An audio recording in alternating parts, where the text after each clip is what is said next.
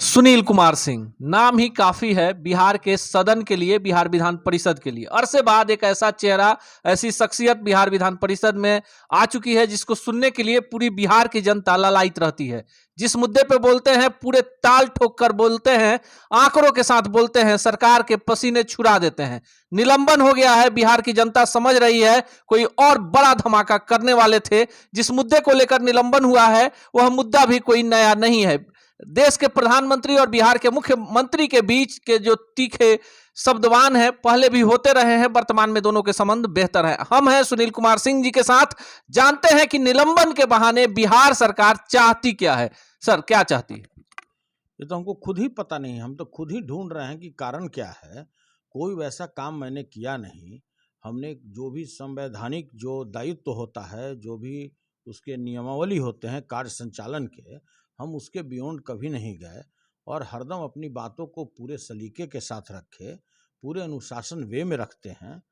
लेकिन अब सरकार के साथ भाई अब समझना पड़ेगा कि वो चाहती क्या है।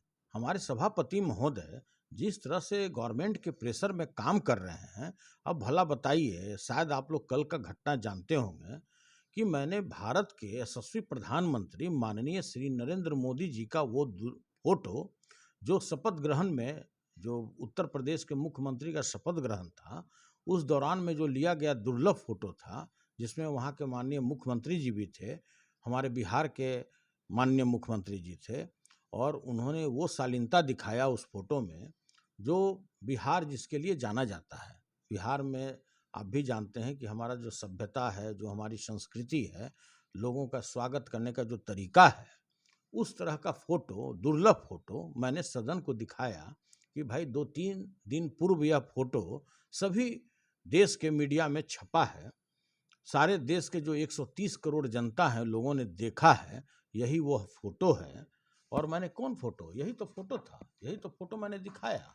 मैंने कहा कि देखिए कितना बेहतरीन फोटो है और इसकी व्याख्या लोग तरह तरह से अपने ढंगों से कर रहे हैं बिहार में।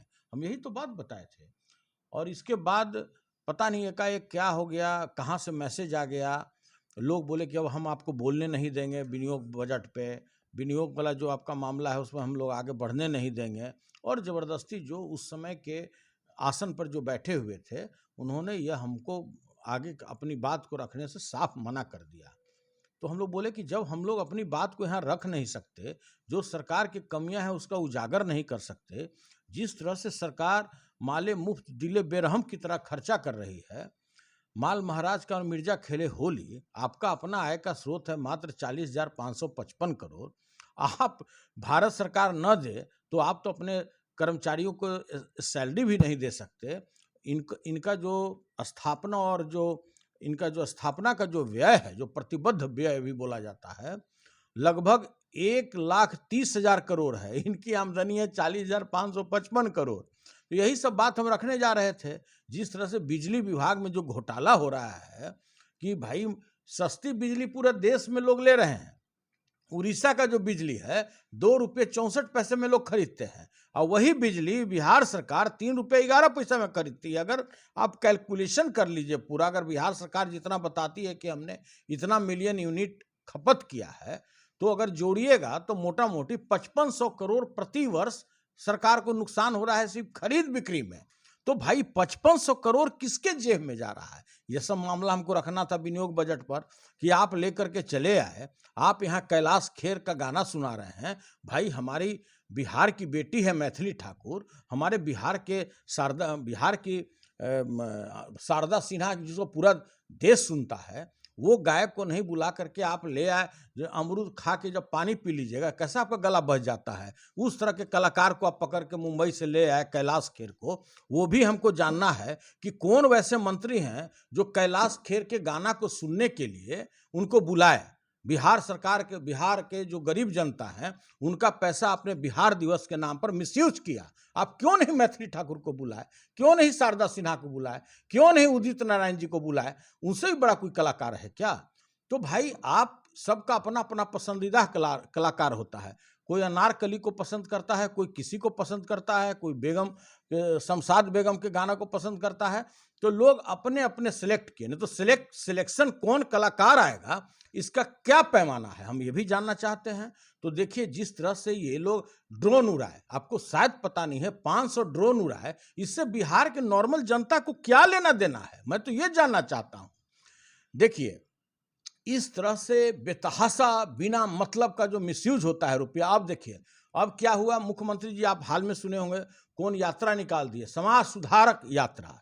अब बताइए हमारा समाज कब का बिगड़ा हुआ है भाई, 2, 4, 5 कभी भी आज से नहीं सदियों से लोग बिगड़े हुए हैं। उसके लिए आप एक बहाना बना करके एक बैनर तले आप अपने वोट बैंक को बढ़ाने के लिए सरकारी खर्च पर समाज सुधारक यात्रा, अरे भाई साला घर घर में दारू बिक रहा है। आप अगर चाहिए तो आपके एक अन्य मार्ग में लोग डिलीवरी देने के लिए तैयार है, अगर उसको डिलीवरी बॉय को नहीं पकड़िए तो कौन नहीं जानता है, कुटीर उद्योग का शकल ले लिया। आपके इस कारण पूरा बिहार उड़ता पंजाब की ओर बढ़ रहा है। क्या ड्रग्स का यहाँ सेवन लोग कर रहा है, जो नशा पहले 2016 में पान करता था, एक व्यक्ति को बता दीजिए कि उसने नशा पान करना छोड़ दिया।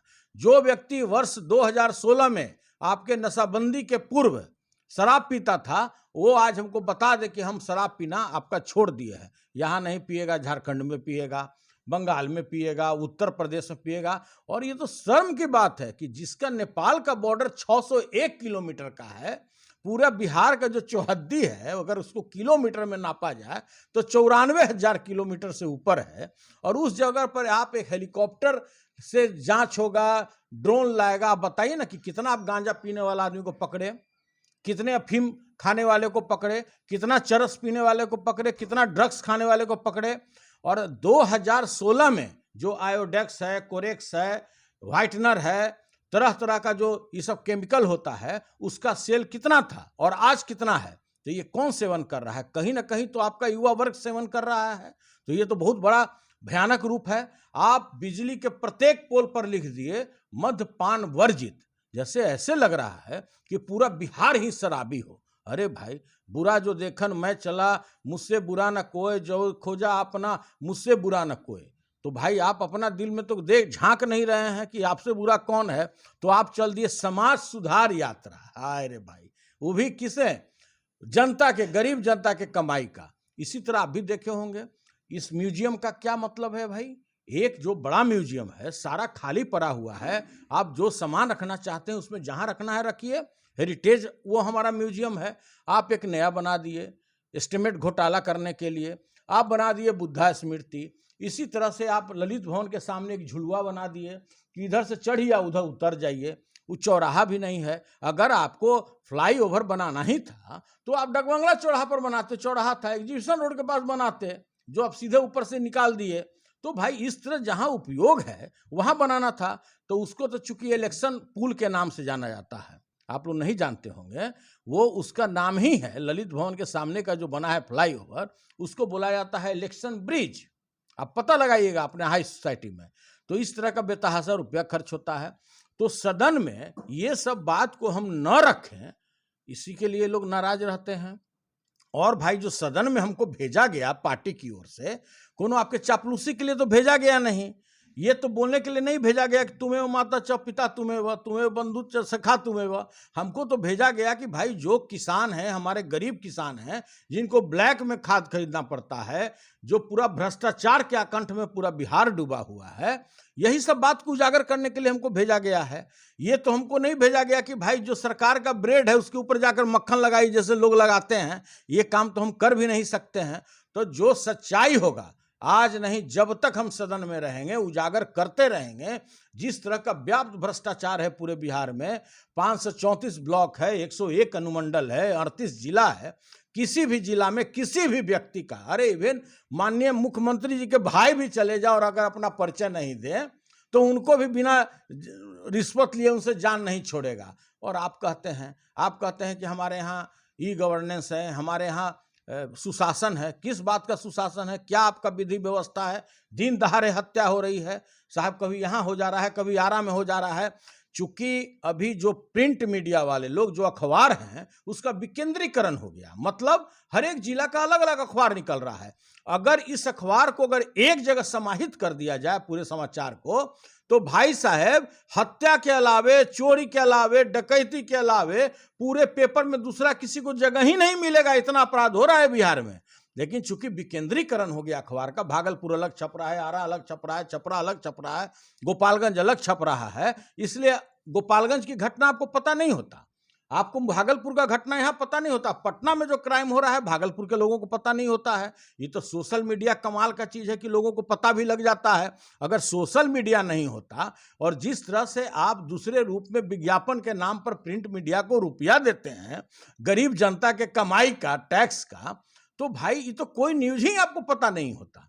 तो जिस तरह से बिहार में ये सुशासन बाबू कहते थे कि हम 3C पर समझौता नहीं कर सकते, क्राइम पर समझौता नहीं कर सकते, करप्शन पर समझौता नहीं कर सकते, कम्युनिज्म पर समझौता नहीं कर सकते, और अभी तक के ऐतिहासिक सबसे ज्यादा अगर अपराध रिकॉर्ड हुआ 3.5 लाख से ऊपर तो इसी वर्ष हुआ।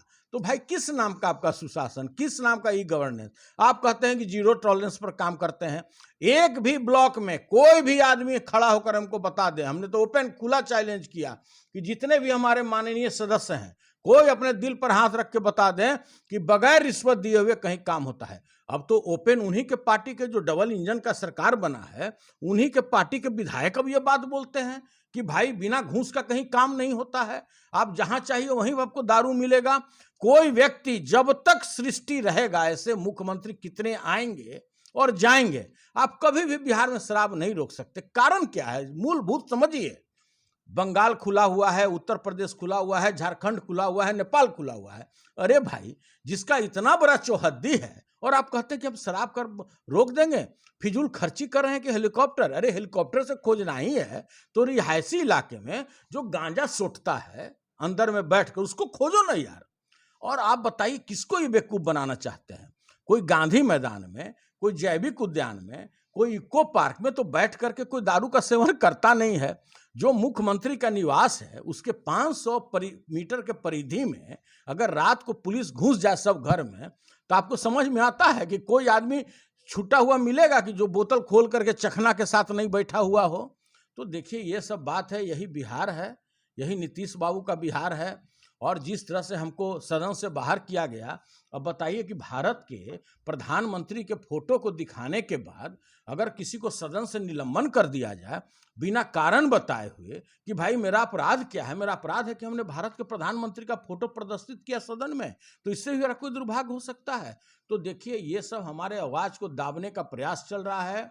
कहीं ना कहीं जो विधानसभा में जो घटना घटा हमारे माननीय विधानसभा अध्यक्ष के साथ, उसका एक प्रेशर है इनके ऊपर में, हमारे सभापति के ऊपर में, कि जिस तरह से माननीय नीतीश कुमार जी ने उनके साथ दुर्व्यवहार किया है, जिस तरह से उन्होंने सदन के गरिमा को तारे तार कर दिया, आसन के गरिमा को तारे तार कर दिया, कहीं ना कहीं यह विधान परिषद में भी उसका छाया पड़ा हुआ है। और यही बात कहीं ना कहीं हमारे सभापति महोदय को भी सता रहा होगा कि भाई अगर हम सुनील सिंह पर एक्शन नहीं लेंगे तो भाई यहाँ भी वही दृश्य देखने को मिलेगा इस सदन में जो कुछ दिन पूर्व बिहार विधानसभा में